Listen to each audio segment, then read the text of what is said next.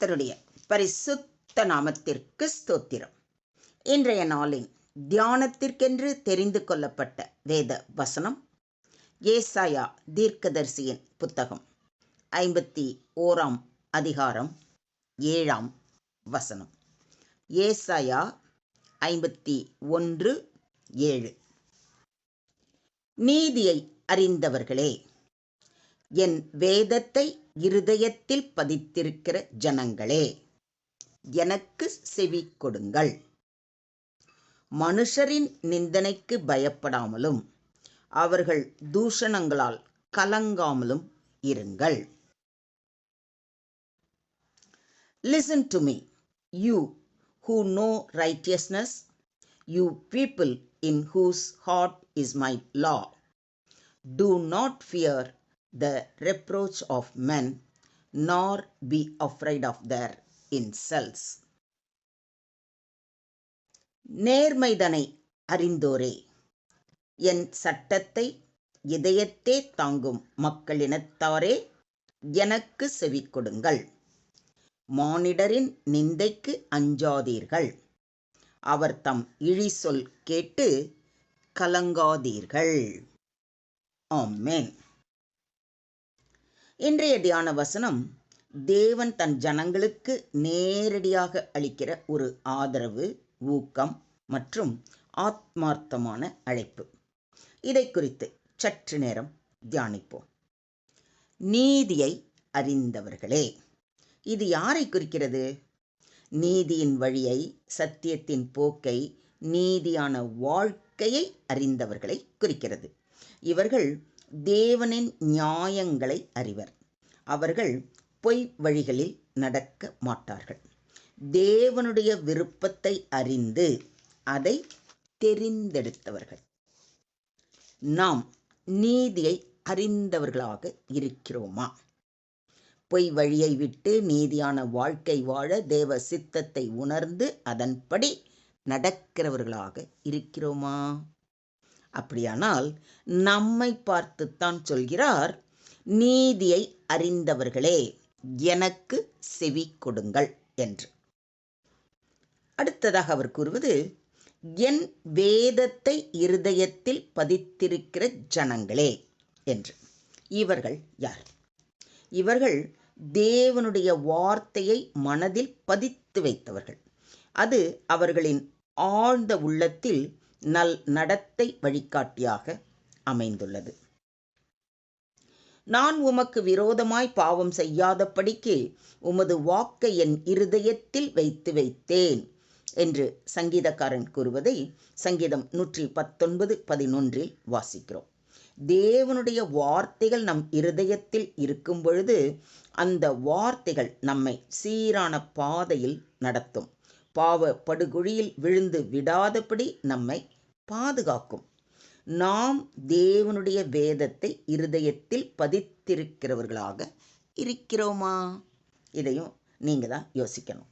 அப்படியானால் நம்மை பார்த்து தான் சொல்கிறார், எனக்கு செவி கொடுங்கள் என்று. செவி கொடுங்கள், அதாவது தேவன் அழைக்கிறார். நீங்கள் என் சொற்கள் மீது கவனம் செலுத்துங்கள், என் வார்த்தையை கேளுங்கள், நம்பிக்கையுடன் வாழுங்கள் என்று. மனுஷரின் நிந்தனைக்கு பயப்படாமலும் என்று சொல்லப்பட்டிருப்பதை கவனியுங்கள். மனிதர்கள் நம்மை பார்த்து ஏதும் சொல்வதற்காகவோ, அவர்களின் கேலி, திட்டு, நிந்தை, விரோத கருத்துக்கள் காரணமாகவோ பயப்பட வேண்டாம் என்று தைரியமூட்டுகிறார். உண்மை வழியில் நடக்கும் ஒவ்வொருவரும் எதிர்ப்பை சந்திக்க வேண்டி வரும் என்பதையே இது உறுதிப்படுத்துகிறது.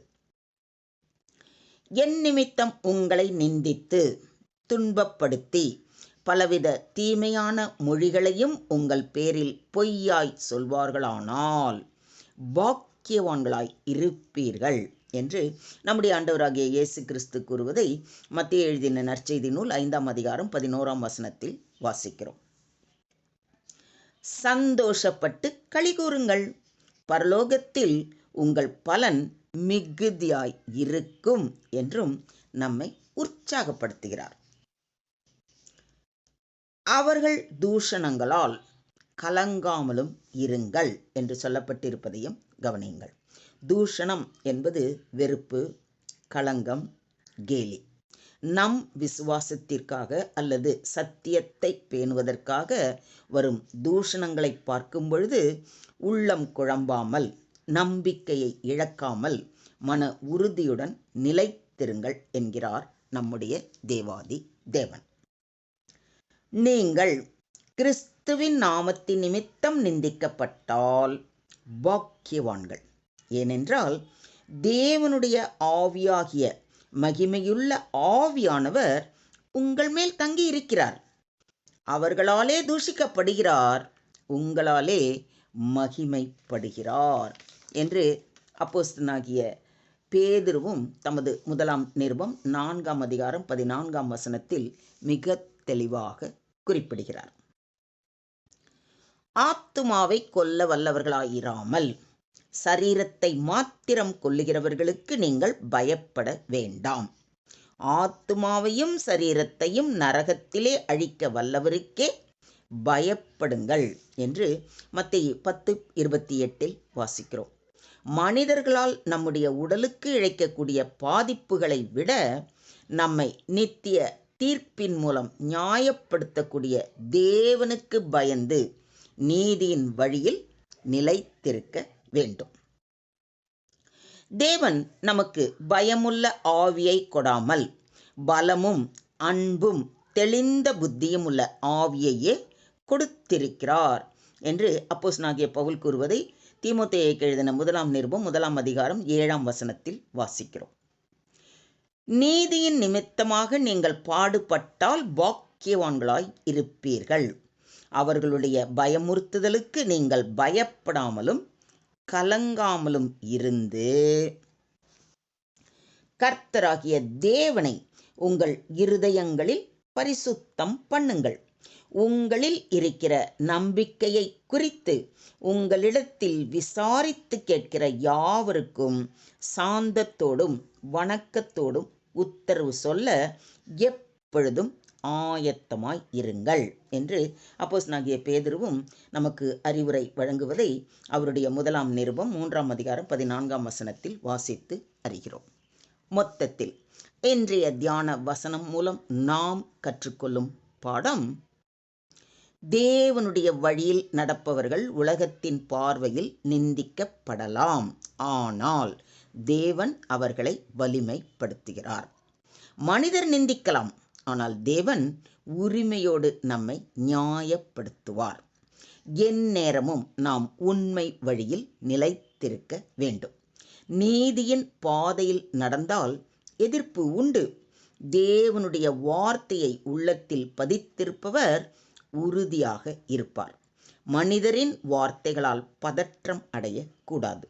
தேவனுடைய ஆசீர்வாதமும் பாதுகாப்பும் உண்டு என்ற பரிபூரண விசுவாசத்தோடு நீதி நிறைந்த வாழ்க்கை வாழ்வோம்.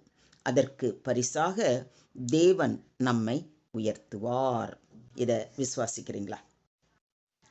உண்மையின் பாதையில் போவது எப்போதும் எளிதல்ல. ஆனால் தேவனோ எப்பொழுதும் நம்மோடு இருக்கிறார். நீதிக்காக வந்த நிந்தை பரலோகத்தில் உள்ள பரிசுகளின் முன்பக்கம். மனிதன் நிந்தித்தாலும் தேவன் நம்மை நியாயப்படுத்துவார். இந்த விசுவாசத்தோடு அவர் பாதம் அமர்ந்து ஜெபம் செய்வோமா? ஸ்தோத்திரம் ஆண்டவரே, ஸ்தோத்திரம் கர்த்தாவே, ஸ்தோத்திரம் ஸ்தோத்திரம் ஸ்தோத்திரம். துதிகளின் மத்தியில் வாசம் செய்யும் எங்கள் துயாதி தூயவரே, உம்மை நன்றியோடு துதிக்கிறோம், ஸ்தோத்தரிக்கிறோம் அப்பா. கர்த்தாவே, நீதியை அறிந்தவர்களாய் உம்முடைய வார்த்தைகளை இருதயத்தில் பதித்துக்கொண்டு அதன்படி நடக்கிற பிள்ளைகளாய் எங்களை மாற்றும். உம்முடைய நாம மகிமைக்கு சாட்சியாக வாழும் பொழுது எங்களுக்கு ஏற்படுகிற நிந்தைகளுக்காகவும் தூஷணங்களுக்காகவும் நாங்கள் கலங்காமல் பயப்படாமல் இன்னும் பலமாக உம்முடைய நாமத்தை உயர்த்த நாங்கள் ஊழியம் செய்ய எங்களை பலப்படுத்தும். மனிதர்களின் நிந்தையால் கலங்காமல் உம்மையே உறுதியாய் பற்றி கொண்ட மனதை உடையவர்களாய் நிற்க எங்களை முற்றிலுமாக தாழ்த்தி உம்முடைய கரத்திலே ஒப்பு கொடுக்கிறோம். நீங்க பொறுப்பெடுத்துக்கோங்க, நீங்க வழி நடத்துங்க. எல்லா துதியும், எல்லா கனமும், எல்லா மகிமையும் ஒருவருக்கே செலுத்துகிறோம். மீட்பர் இயேசுவின் மூலம் ஜெபம் கேளும் எங்கள் ஜீவனுள்ள தகப்பனே. ஆமென்.